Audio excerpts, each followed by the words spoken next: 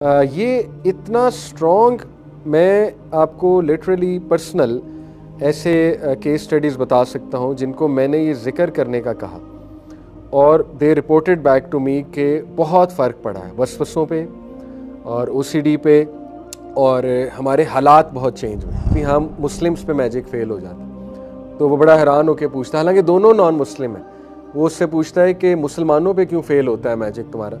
तो वो कहती है क्योंकि जो मेरे वो हैं जो ज़ाहिर है कारीन या जो भी शयातीन, वो मुझे आके बताते हैं कि उनमें से लाइट निकलती है and we can't approach them, उनमें से बहुत लाइट निकल रही है। कई लोग की मैंने खुद स्टोरी सुनी कि औलाद नहीं हो रही थी, जब ये सेंटेंस अटर कर दिया कि अल्लाह ठीक है अगर आपकी यही मर्ज़ी है मैं राज़ी हूँ आपकी रज़ा में, तो औलाद हो गई। अगले ही साल अल्लाह ने औलाद दे दी। कभी कभी एक्सेप्ट करने से मसला हल हो जाता है। तो मसला ना हल हो लेकिन अल्लाह की तरफ से स्ट्रेंथ ज़रूर आ जाए, अल्लाह को प्यार आएगा। अल्लाह ताला यानी कहेगा कि मेरा बंदा जो है मेरे लिए तकलीफ़ झेल रहा है, तो अब अल्लाह का ज़िम्मा है। आपको पता है अल्लाह ताला जो है, अल्लाह ताला पे किसी का ज़िम्मा नहीं है कि वो अल्लाह उसकी मदद करे, क्योंकि अल्लाह असमद है, इंडिपेंडेंट है। अल्लाह जो है उसको कोई नहीं क्वेश्चन कर सकता। लेकिन कुरान में अल्लाह ने बताया कि मोमिनीन की मदद करना मेरा ज़िम्मा है, कि अल्लाह के साथ ताल्लुक़ मजबूत करें, अल्लाह के बारे में पढ़ें, यकीन करें बहुत सुकून मिलता है, बहुत सुकून मिलता है। आप कोई लेक्चर सुने आपका ईमान बढ़ेगा, कुरान मजीद जाकर खोलें, उसका तर्जमा पढ़ें, इंशाल्लाह बहुत सुकून मिलेगा। और जितना इंसान गुनाहों की तरफ जाएगा वो मज़ीद एक्टिव होगा, क्योंकि उसकी खुराक गुनाह है। तो इंशाल्लाह यही कोशिश करनी चाहिए कि खुदा न खास्ता अगर गुनाह हो भी गया, देखें एक चीज़ को आप पकड़ लें, ज़िंदगी की रूटीन बना लें कि खुदा न खास्ता अगर कोई गुनाह हो गया तो फ़ौरन अच्छा अमल कर लें कोई, इसको आप इंशाल्लाह अपनी ज़िंदगी का हिस्सा बना लें। क्योंकि नबी सल्लल्लाहु अलैहि वसल्लम ने फरमाया जब इंसान गुनाह करता है उसके दिल पे काला धब्बा लग जाता है, और अगर वो कोई अच्छा अमल नहीं करता वो काला धब्बा या रिपेंट नहीं करता वो बढ़ जाता है, यहाँ तक कि पूरे दिल को काला कर देता है। तो इंशाल्लाह ये कि बंदे से कोई ख़ता हो गई खुदा न खास्ता, तो वो फ़ौरन से 2 नफल पढ़ लें और वो अल्लाह से तौबा करे, इस्तग़फ़ार करे, ठीक है, लेकिन ये कि सच्ची तौबा करे कि उस तरफ रिटर्न ना हो। तो यही तरीका है करीन को जो है वो डाउन करने का। जितने आपके अज़कार स्ट्रॉन्ग होंगे, जितने आपके इंशाअल्लाह ताला नेकियां होंगी, उतना वो वीक होगा। और ज़ाहिर है कि फिर जितना वो वीक है उतने वसवसे इंशाअल्लाह ताला कंट्रोल होंगे। ये वो दुआ है, औज़ु बिल्लाहिस समीइल अलीम मिनश शैतानिर रजीम मिन हमज़िही व नफ़ख़िही व नफ़्सिही। I seek refuge in Allah the all hearing, all knowing, from शैतान the outcast and from his whispers, his blowing and his नफ्स। आपको पता है कि कुछ स्कॉलर्स ने ये जो है मिन हमज़िही व नफ़ख़िही व नफ़्सिही, इससे कोई स्कॉलर ने उसकी सिंगिंग भी मुराद ली है। नबी सल्लल्लाहु अलैहि वसल्लम ने बाकायदा हदीस में आता है ना कि शैतान अपनी आवाज़ से मुतासर करता है लोगों को, तो आवाज़ का से मुराद है सिंगिंग, तो उसकी सिंगिंग से भी पनाह मांगी गई है, शैतान की सिंगिंग से। तो आज की सारी म्यूज़िक इंडस्ट्री शैतान की सिंगिंग है, ठीक है, तो वो सिंगिंग से वसवसे आते हैं, तो उससे भी पनाह जो है वो मांगी गई है। इसी तरह ये इतना स्ट्रॉन्ग मैं आपको लिटरली पर्सनल ऐसे केस स्टडीज़ बता सकता हूँ जिनको मैंने ये ज़िक्र करने का कहा और they reported back to me कि बहुत फ़र्क पड़ा है वसवसों पे और ओसीडी पे और हमारे हालात बहुत चेंज हुए, ठीक है। ये ज़िक्र सुबह से शाम तक 100 बार कर लेना चाहिए, आइडियली सुबह ही कर लेना चाहिए 100 बार, ठीक है। अगर 100 बार नहीं हो सकता तो कोई इतना परेशान होने की ज़रूरत नहीं है, अपने सर पे सवार करने की ज़रूरत नहीं है, 10 बार कर लें, ठीक है, इंशाल्लाह। पॉइंट इज़ ज़रा गौर व फिक्र से करें। लेकिन जो इसको 100 बार करेगा, नबी सल्लल्लाहु अलैहि वसल्लम ने फरमाया a shield will be created from him from Satan on the day till night. सवाल ही नहीं पैदा होता शैतान उसके करीब आए या शैतान उसको कोई तकलीफ़ पहुँचाए, ठीक है। तो ये बहुत पावरफुल ज़िक्र है, ला इलाहा इल्लल्लाह वहदहु ला शरीका लहु लहुल मुल्कु व लहुल हम्दु व हुवा अला कुल्लि शैइन क़दीर। ये नबियों का ज़िक्र है, हर नबी का ज़िक्र है ये, ठीक है, हदीस में आता है। तो आइडियली सुबह ही कर लेना चाहिए और 10 मिनट लगते हैं, मैक्सिमम 10 मिनट, मैंने कैलकुलेट किया हुआ है बाकायदा, ठीक है। तो एक वीडियो भी है एक राकी की, एक स्कॉलर है तो राकी होता है जो स्पिरिचुअल हीलर होता है, एग्जॉर्सिज्म नहीं होता वो करने वाले। तो एक वीडियो है यूट्यूब पे, उसमें वो वाक़या सुना रहे हैं अपना कि खातून पे जिन आया हुआ था। ज़ाहिर है पोजेशन हो जाती है, हमारा इस पे ईमान है, बड़ा रेयर होता है लेकिन हो जाती है।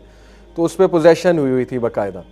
तो वो हाज़िर हो गया। जब उन्होंने कुछ आयात पढ़ी तो वो एकदम से मर्दाना आवाज़ में औरत बात करने लगी और बड़ी एग्रेशन में आ गई। तो उनके हस्बैंड भी साथ मौजूद थे, तो उन्होंने उससे कहा जिन से कि तुम अल्लाह के हुक्म से निकल जाओ। तो उसने आगे से एक बात की, उसने कहा मैं एक शर्त पे निकलूँगा कि मैं तुम्हारे अंदर आऊँगा, इसे छोड़ के मैं तुम्हारे अंदर आऊँगा। तो वो कहते हैं कि मैंने उसका ठीक है, नो प्रॉब्लम, आ जाओ। तो कहते वो खामद एकदम घबरा गया कि नहीं, अगर आप में आ गया तो आपका कौन इलाज करेगा, नहीं हमें इलाज नहीं करना आता, आप ये ना माने बात। उन्होंने कहा फ़िक्र ना करो, कोई ऐसी बात नहीं है।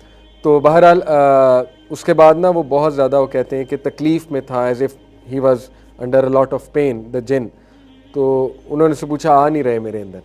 तो उसने फिर कहा कि आज तुमने ये जिक्र किया हुआ, आज तुम प्रोटेक्टेड हो, यानी आज नहीं आ सकता मैं, क्योंकि तुमने 100 बार ये जिक्र किया हुआ है, अकॉर्डिंग टू द स्कॉलर। और जाहिर है ऑथेंटिक स्कॉलर है तो आई होप सच ही बोल रहे हैं और इंशाल्लाह सच ही बोल रहे होंगे, ठीक है।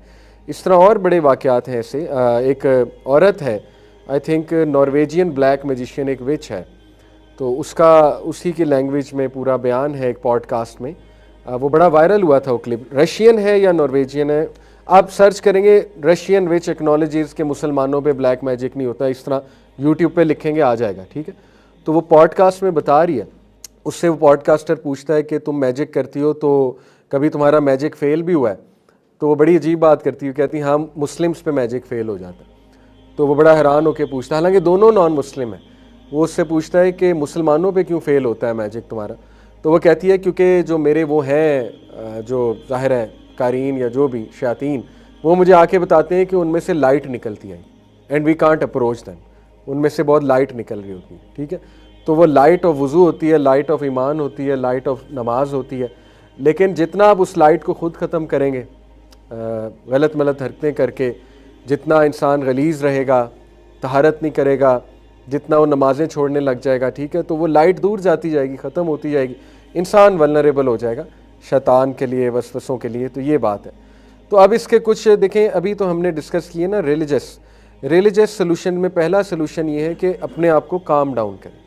काम डाउन ऐसे करें कि वसवसे नेचुरल हैं, ठीक है, सबको आते हैं, और नबी सल्लल्लाहु अलैहि वसल्लम ने गारंटी दी है कि देखें अल्लाह ताला नहीं पकड़ेगा आपको वसवसों के ऊपर, तो काम डाउन। मिसाल के तौर पे जिस बंदे को ओसीडी है, खुदा ना खास्ता, बहुत ज़्यादा वसवसे आते हैं, वो तो नॉर्मल कैटेगरी से ही निकल गया ना, उस पर तो फ़िक ही और अप्लाई होगी, समझ रहे ना। जैसे एक शख्स जिसका दिमाग सही से काम नहीं करता, उसमें तो फ़िक के वो रूल सही से अप्लाई नहीं होते, तो उसको तो वैसे ही रिलैक्स करना चाहिए कि चलो लेट्स सपोज तुम्हारा वज़ू नहीं भी है, इंशाल्लाह अल्लाह कबूल कर लेगा, ठीक है, क्योंकि एक्सट्रीम केस है ना, तो उसको तो ऐसे भी रिलैक्स करना चाहिए। तो बाकी एक और सलूशन, औज़ु बिल्लाह, ये जो दुआ है ये पढ़ें, फिर ला इलाहा इल्लल्लाह वहदहु ला शरीका लहू ये पढ़ें।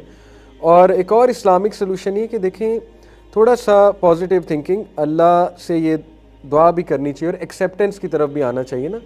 एक्सेप्टेंस यही है ना कि ठीक है, देखो अल्लाह ताला ने मुझे इतनी नेमतें दी, बदले में अगर ओसीडी है भी तो कोई बात नहीं, अल्लाह के लिए बर्दाश्त करूँगा, अल्लाह के लिए बर्दाश्त करूँगी। तो मैंने आपको बताया था ना, अक्सर एक्सेप्ट करने से अल्लाह ताला की रहमत आ जाती है, मसला हल हो जाता है। जैसे वो मैंने आपको गाँव का वाक़या सुनाया था ना, वो सैलाब आया हुआ था, मेरे जो एक दोस्त हैं उन्होंने सुनाया, उनके गांव में सैलाब आया हुआ था, तो सारे परेशान थे कि यार नुकसान बहुत हो गया। तो एक बाबा जी ने एक सेंटेंस कहा कि देखो जी, अगर अल्लाह की यही रज़ा है कि हम डूब के मरें तो हम डूब के मरेंगे अल्लाह को राज़ी करने के लिए। तो वो कहते हैं कि वो जब उन्होंने ये जुमला बोला तो सैलाब टल गया। इसी तरह कई लोग की मैंने खुद स्टोरी सुनी कि औलाद नहीं हो रही थी, जब ये सेंटेंस अटर कर दिया कि अल्लाह ठीक है, अगर आपकी यही मर्ज़ी है, मैं राज़ी हूँ आपकी रज़ा में, तो औलाद हो गई, अगले ही साल अल्लाह ने औलाद दे दी। तो इसलिए कभी कभी एक्सेप्ट करने से मसला हल हो जाता है। तो मसला ना हल हो, लेकिन अल्लाह की तरफ से स्ट्रेंथ ज़रूर आ जाए, अल्लाह को प्यार आएगा आप, ठीक है।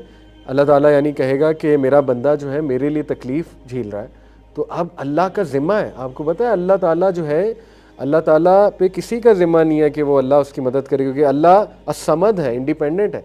अल्लाह जो है उसको कोई नहीं क्वेश्चन कर सकता। लेकिन कुरान में अल्लाह ने बताया कि मोमिनीन की मदद करना मेरा ज़िम्मा है, ये अल्लाह ने कुरान में बता दिया, ठीक है। यानी अपने आप को अल्लाह ने कहा है कि मोमिन, मेरा बंदा जब मुझसे मदद मांगेगा तो मैं उसकी मदद करूँगा। जैसे एक सहाबी थे, देखिए ईमान की हलावत जब बंदा चख ले, मज़ा चख ले ना, और ईमान एंटर हो जाए, इसीलिए बड़ी इंटरेस्टिंग मैं आपको एक बताता हूँ, बड़ा इंटरेस्टिंग पॉइंट है। सब्र और नमाज में मदद पकड़ो, वस्ताइनु बिस्सब्री वस्सला, और बेशक ये मुश्किल है, सब्र और नमाज मुश्किल है, इल्ला अलल खाशीन, सिवाय उनके जो खाशीन है, खशियत वाले हैं। ठीक है, इससे पूरी एक दावा स्ट्रेटजी भी डिफाइन होती है। कुरान में कितनी गहराई है। देखें, जनरली स्पीकिंग नमाज और दीन मुश्किल है, जनरली स्पीकिंग। ठीक है, क्यों मुश्किल है? क्योंकि अगर आपके दिल में अल्लाह की मोहब्बत नहीं है, खशियत नहीं है, ईमान नहीं है, तो you want make sense of that thing, तो आप क्यों करेंगे? समझ लग रही? इस सेंस में मुश्किल बन जाएगी चीज़ कि आपको जब ईमान ही नहीं कि नमाज मैंने क्यों पढ़नी, तो आप क्यों पढ़ेंगे? फिर मुश्किल हो जाएगी। लेकिन अगर आप में खशियत है, अल्लाह का तारुफ सही से, अल्लाह की मोहब्बत है, अल्लाह की मार्फत है, आपके लिए नमाज बहुत आसान हो जाएगी, बहुत, बल्कि आपको लुत्फ आने लगेगा। आपका दिन नहीं गुजरेगा नमाज पढ़े बगैर, आपको चैन नहीं आएगा नमाज पढ़े बगैर। साबित क्या हुआ कि सबसे पहले किसी को दावत देनी है, अल्लाह की तरफ दावत दें, अल्लाह की मार्फत कराएं उसे। देखें, आपने किसी को अल्लाह के करीब लाना है ना, नमाज के करीब लाना है, अल्लाह की बातें करें उससे, उसको रियलाइज़ करवाएं अल्लाह तुम्हारे साथ कितना जेनरस है, अल्लाह तुम्हारे साथ कितना लीनियंट है, अल्लाह ने तुम्हें कितना कुछ दिया हुआ है। आप देखें, वो खिल उठेगा, वो इंसान, उसका जो डेड हार्ट है वो ज़िंदा हो जाएगा, क्योंकि अब उसके हार्ट को रब्बुल आलमीन अपने क्रिएटर का मैसेज जा रहा है। तो फिर आप देखिए, उसके लिए दीन पे अमल करना आसान हो जाएगा। ऐसे ही तो सहाबा के ऐसे वाक़यात हमें बहुत अजीब लगते हैं, लेकिन ये वाक़यात रियल हैं, और ये इसलिए इस तरह के वाक़यात मिलते हैं सहाबा के, क्योंकि ईमान की लज्जत चख ली थी उन्होंने। एक सहाबी ने दुआ की कि अल्लाह कल मैं दुश्मन का मुकाबला करूं और मैं उन्हें शिकस्त दूं। दूसरे सहाबी ने दुआ की कि अल्लाह कल मैं दुश्मन का मुकाबला करूं, मुझे शहीद किया जाए, मेरे टुकड़े टुकड़े किए जाएँ, मुझे शहीद किया जाए, मेरे टुकड़े टुकड़े किए जाएँ, ताकि मैं क़यामत वाले दिन तेरे आगे हाजिर होऊं और तू पूछे कि तेरे टुकड़े क्यों किए गए, तो मैं कहूँ अल्लाह तेरे लिए। और ऐसा ही हुआ, उस सहाबी को शहीद किया गया और उसके टुकड़े टुकड़े किए गए, और देखें अल्लाह ने उसकी दुआ कबूल फरमाई। ये इस तरह की दुआ हम में से कोई नहीं करेगा कि अल्लाह कि मेरे टुकड़े टुकड़े किए जाएं। तो इसलिए उन्होंने किया क्योंकि उन्हें मज़ा आ गया था, लुत्फ़ आ गया था। इसी तरह एक सहाबी रो रहे थे मौत के वक्त, तो उनसे पूछा गया कि क्या आप इसलिए रो रहे हैं, आप दुनिया से रुखसत होने लगे कि वक्त आ गया है? तो क्या खूबसूरत उन्होंने जवाब दिया। उन्होंने कहा नहीं, मैं इसलिए रो रहा हूँ कि now there will be no more सर्दी के वज़ू। अल्लाह अकबर, अब सर्दी के वज़ू करने का वक्त गुज़र चुका है, अब गर्मी में मस्जिद जाने का वक्त गुज़र गया, अब वो जो मुशक्क़त करता था मैं दीन के लिए वो ख़त्म हो रही है। अल्लाह अकबर। यानी ये कौन लोग थे? आप सोचें, सहाबा, पता नहीं कौन सा लेवल था इनका ईमान का। तो वो इसलिए रो रहे थे कि अब जो है ये लज्जतें ख़त्म होने वाली हैं, और अब जो है बस मेरे नमाज़ें पढ़ने का वक्त ख़त्म हो चुका है। ठीक है, तो बहरहाल ये लोग ज़ाहिर है इसलिए ऐसे थे क्योंकि ईमान बहुत स्ट्रॉन्ग था और खशियत थी। इसीलिए मैं बार बार ये बातें आपको इसलिए कह रहा हूँ कि अल्लाह के साथ ताल्लुक़ मज़बूत करें, अल्लाह के बारे में पढ़ें।